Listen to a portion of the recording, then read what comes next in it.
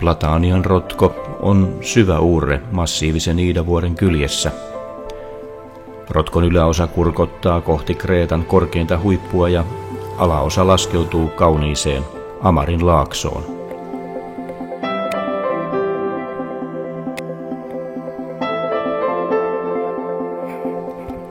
Platanian rotko poikkeaa monesta muusta Kreetan rotkosta siinä, ettei siellä kuljeta rotkon pohjan polkuja pitkin, vaan rotkon kylkeen tehtyjen lukemattomien porrasaskelmien avulla.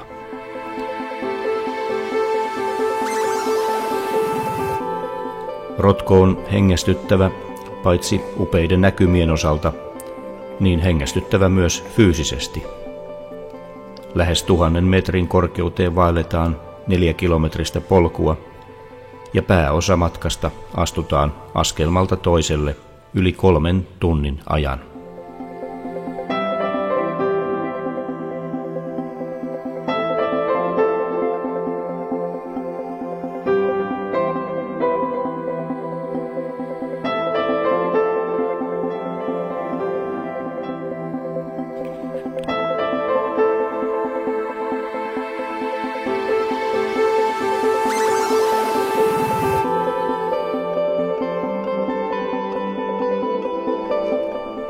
Ylhäällä lähes 1000 metrissä näkymät avautuvat koko autereiseen Amarin laaksoon.